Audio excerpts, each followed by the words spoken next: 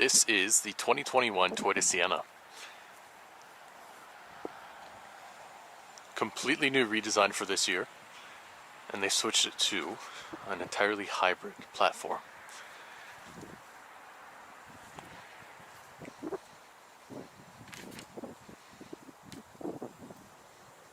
This is the XSE trim. Kick to open rear tailgate.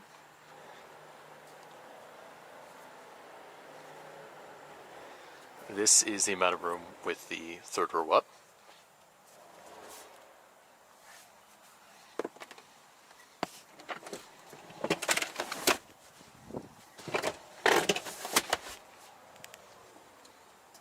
That's the amount of room with the third row down.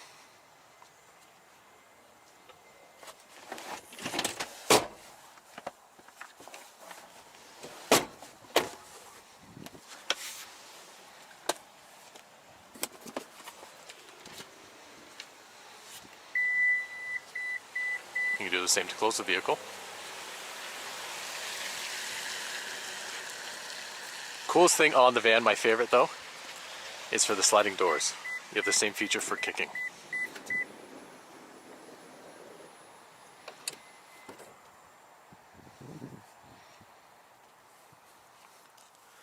Nice grab handles for getting inside.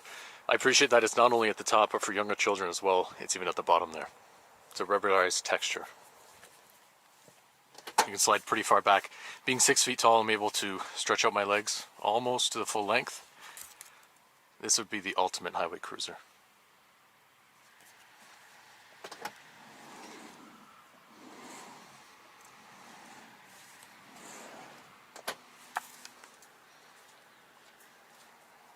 Cup holders on each side.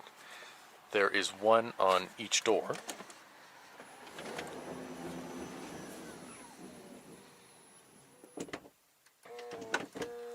Sunshades for the two passengers there. Two cup holders on each side in the rear. Let's take a look at the rear seat capacity as well.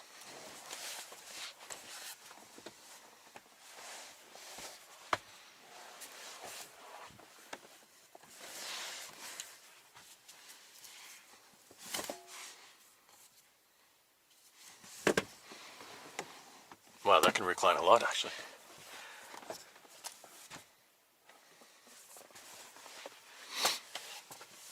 Two cup holders each side, two on the captain chairs, two on each side of the captain chairs and the doors,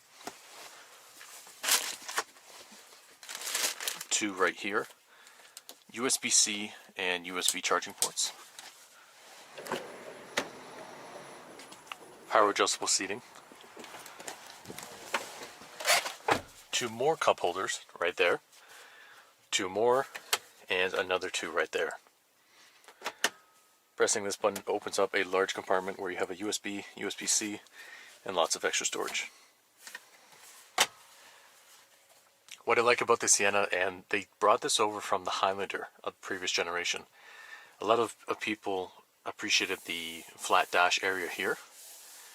You're able to set your phone there. They brought that over to the new RAV4, and now they're bringing it over to the Sienna.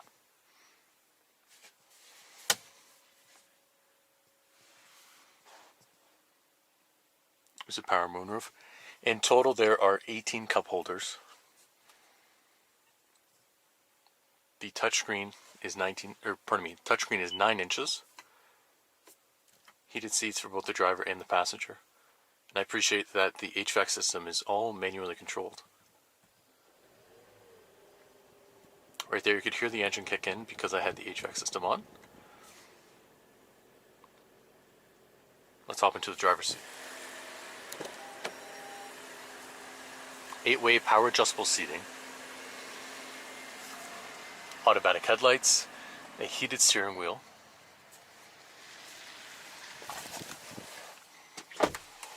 and in this XSE is an 8-speaker system.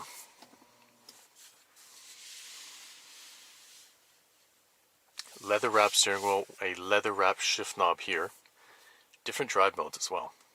So you can keep it in sport, normal, or eco mode. What this will do is it'll adjust your throttle mapping and how quickly you can actually accelerate. electronic parking brake, and a brake hold function, which I will demonstrate on the drive. There's also an EV mode, which I haven't in at the moment. So anytime it has the opportunity to be in EV mode, it will stay there, which helps with fuel economy. On the left side there, you have your charge meter. When it's in eco, that means that you're not pushing too hard on the accelerator. You're staying in good fuel consumption areas. And then when you're in power mode, it will have the engine kick in. Anytime it's in charge is typically when you're braking. On the steering wheel, adaptive cruise control with 3 different settings as far as length goes, and then lane departure warning with lane keep assist. You'll see this on the drive. The bars here will light up when it does detect a line. Those are hollow at the moment. Those will fill with a solid line, and then it'll actually steer the car for you. Really easy to use cruise control as well. So if you press that button and you click set or reset. This is where you can adjust your music settings, and also depending on your mode, whether you want to switch from FM to AM or maybe even to Sirius XM radio. This is your volume toggle, and then this is your voice selection. So with this, you can simply say, before you start, tune to 97.5. 97.5 FM. And it will simply tune to whichever radio station you'd like. You can also toggle this with your Apple CarPlay to use with Siri to contact certain contacts, or if you simply have your phone hooked up with Bluetooth, you can initiate it this way as well. This limits any distractions that you have.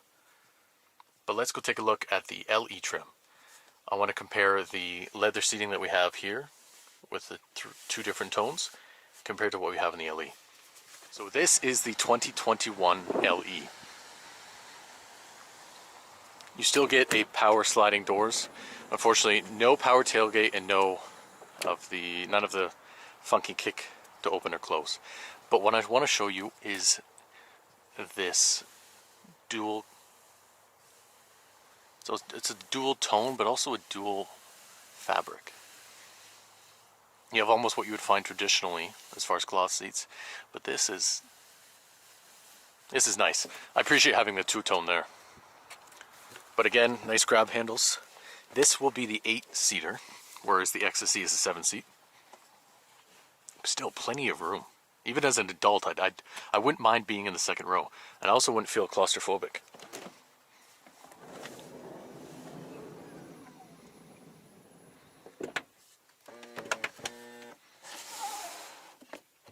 You still get the nice sunshades.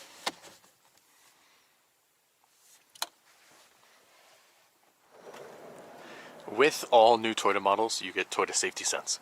So this includes your blind spot monitoring,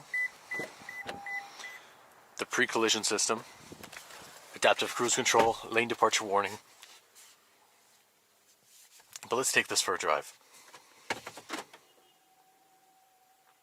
Right now it's in EV mode, which can be toggled on or off there. Now we also have a brake hold function and an electronic parking brake. As soon as you put the vehicle into park, that will reinitiate, and then when you put the vehicle into drive, it will turn off. Brake hold function here. What you can do with this system is, let's say you pull up to a traffic light, or even you're waiting for a train, which would actually be very good with the hybrid system because you don't actually have to turn off the car. You simply take your foot off the brake, and the vehicle won't move again until you press the accelerator.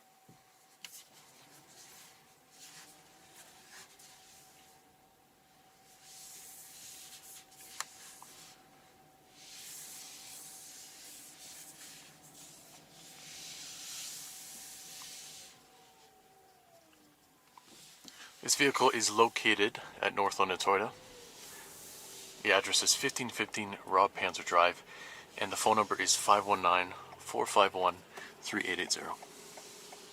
So right now I can simply take my foot off the brake. The brake hold function keeps it in place. When it's safe to do so, we can take off.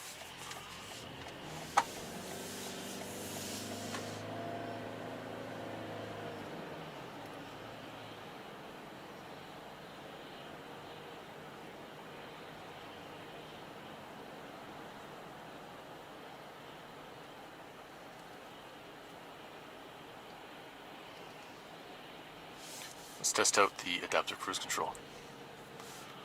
So I'll set it to the second closest setting, and then also turn on lane departure warning. So right now you can see it's showing 2 bars compared to me in the vehicle in front. Cruise control is currently set to 51. The speed limit on this road is 60. And then the lane departure, you can see it detects the 2 lanes, and then a car just showed up there. So it did detect the vehicle in front of us.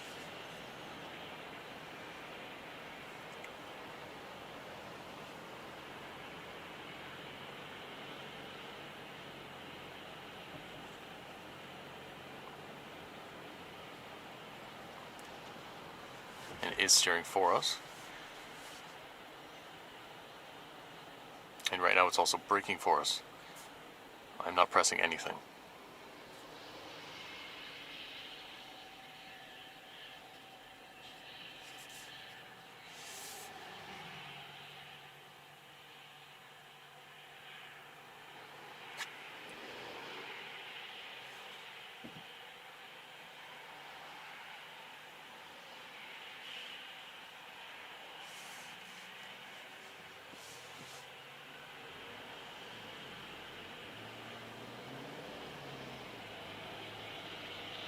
Now it's once again set to 65. It is going to take over and keep a safe distance with the vehicle in front of us. Point of reference, current speed is 55 kilometers per hour, even with the cruise control set to 65.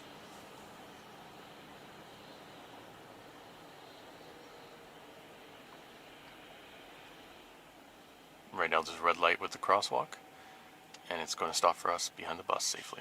And I have not put my foot on the brake pedal.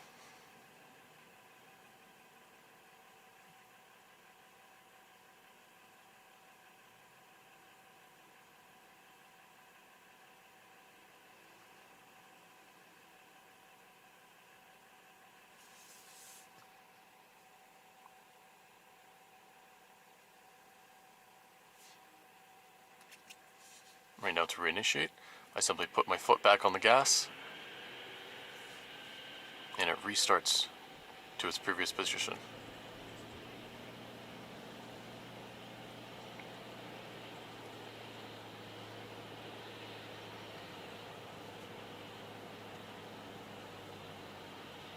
Right there, once again detecting the lanes. This will be a good test with the turns coming up. It's telling me to hold the steering wheel. Right now with wet conditions, it's sometimes difficult for it to actually detect the lanes on each side.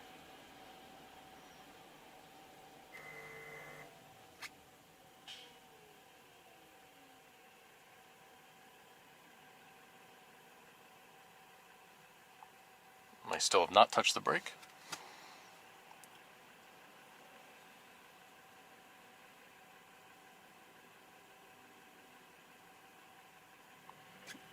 And the vehicle is in EV mode. Now let's turn off adaptive cruise control and lane departure warning. Let's put this into sport mode and see how well it handles.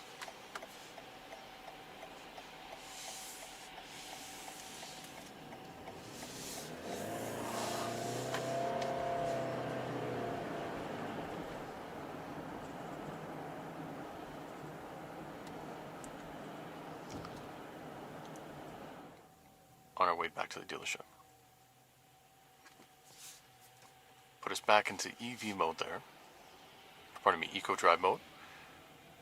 And it's also in EV mode, so anytime it can, it will keep the engine off.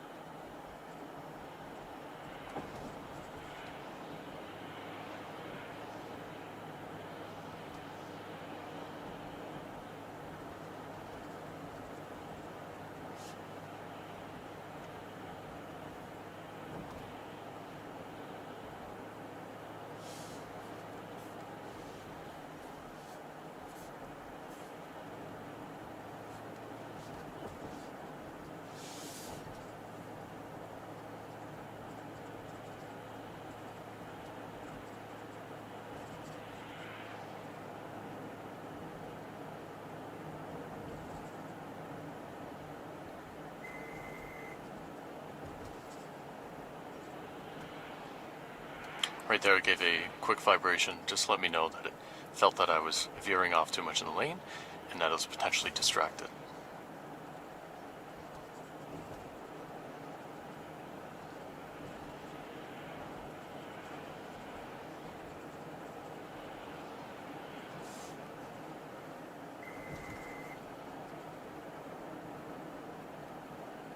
Now you can toggle the system on or off depending on your comfort level with it. The reason that it keeps vibrating is because the lines here on the side are a bit faded, so sometimes it has difficulty actually detecting that. We'll turn that off for the moment.